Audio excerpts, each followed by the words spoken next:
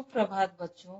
आज हम व्याकरण भाग में समास पढ़ेंगे। यह समास शब्द है क्या या किसे कहते हैं, इसके प्रत्येक बिंदुओं पर हम ध्यान देंगे।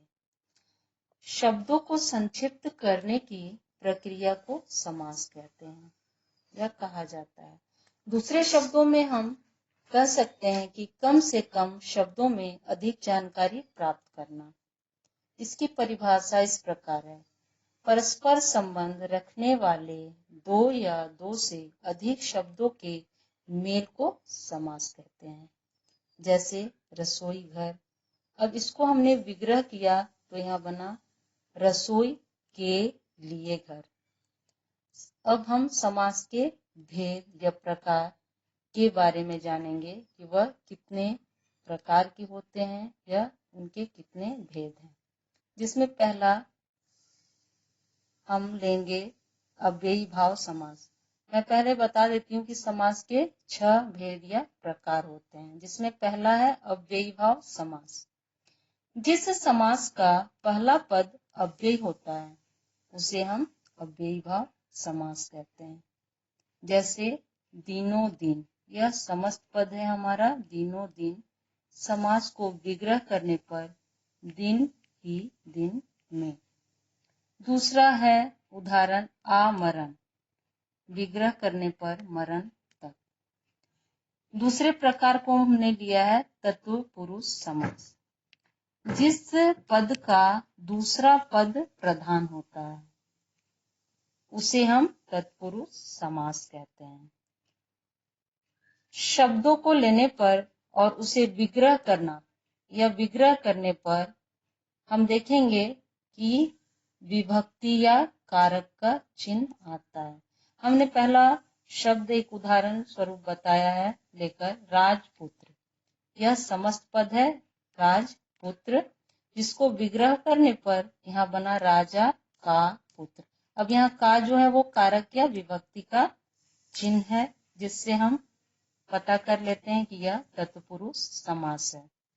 दूसरा उदाहरण है हमारा रेखांकित। समस्त पद है रेखांकित, जिसको समास या विग्रह करने पर बना रेखा से अंकित। यहाँ से जो है वो कारक या विभक्ति का चिन्ह। तीसरा प्रकार या भेद हमने लिया है कर्मधारय समास। जिस समास का पहला पद या विग्रह करने पर, तोड़ने पर, शब्दों को अलग करने पर विशेषण और दूसरा पद विशेष्य हो। विशेषण हमने पहले भी बताया है, संज्ञा या सर्वनाम की विशेषता बताने वाले शब्द को विशेषण कहते हैं।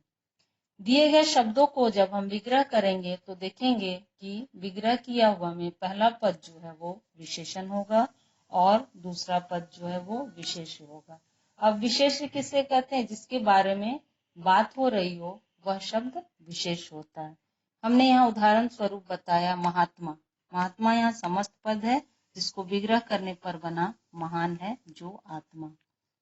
सुकन्या दूसरा उदाहरण है सुकन्या, सुंदर है जो कन्या। अब यहाँ सुंदर विशेषण शब्द है और कन्या जिसके बारे में बात हो रही है वह हमारा विशेष है। नेक्स्ट है हमारा नंबर 4 द्विगु समास। जिस पद का पहला पद संख्यावाचक विशेषण हो तथा समस्त पद किसी समूह या समुदाय का बोध कराए। जैसे तिरंगा समस्त पद, समास विग्रह 3 रंगों का हार। दूसरा उदाहरण है अठन्नी, समस्त पद, समास विग्रह 8 अणुओं का समूह। अब हमने यहाँ देखा कि 3 जो है वो संख्यावाचक विशेषण है, 8 यहाँ संख्यावाचक विशेषण है, जिससे हमें आसानी से पता चल जाता है कि वह द्विगु समास है। नेक्स्ट हमने लिया है द्वंद्व समास। द्वंद्व समास, जिस समास के दोनों पद समान महत्व रखते हो या दोनों पद प्रधान हो। विग्रह करने पर दोनों पदों का बराबर या एक जैसा महत्व हो। जैसे माता पिता, समस्त पद है यहाँ माता पिता, विग्रह करने पर माता और पिता। दूसरी बात इसमें ध्यान देने वाली है कि जब भी हम दिए गए शब्दों को विग्रह करते हैं तो विग्रह करने पर और का चिन्ह आएगा या का, जो योजक शब्द कहलाते हैं, जो दो शब्दों को जोड़ने का काम भी करते हैं। नेक्स्ट है हमारा बहुव्रीहि समास। जिस समस्त में कोई भी पद प्रधान नहीं होता बल्कि तीसरा पद विग्रह करने पर प्रधान हो जाता है, उसे हम बहुव्रीहि समास कहते हैं। जैसे लंबोदर समस्त पद है, यहाँ समास विग्रह लंबा है उदर जिसका, अर्थात गणेश। यहाँ गणेश जो है वो हमारा तीसरा शब्द है और यह प्रधान होता है। नेक्स्ट उदाहरण है दशमुख। समस्त पद यहाँ हमारा दशमुख हुआ और समास विग्रह यानी कि जब शब्दों को हमने तोड़ा तो वह बना दस है मुख जिसके, अर्थात रावण। यहाँ तीसरा शब्द क्या बना, रावण, जो कि प्रधान है। अब पुस्तक में बहुत सारे शब्द बच्चों दिए गए हैं, उन शब्दों को पहचानने या जानने के लिए हम यहाँ कुछ बातों को या कुछ बिंदुओं को केंद्रित किया है, जिसको या इस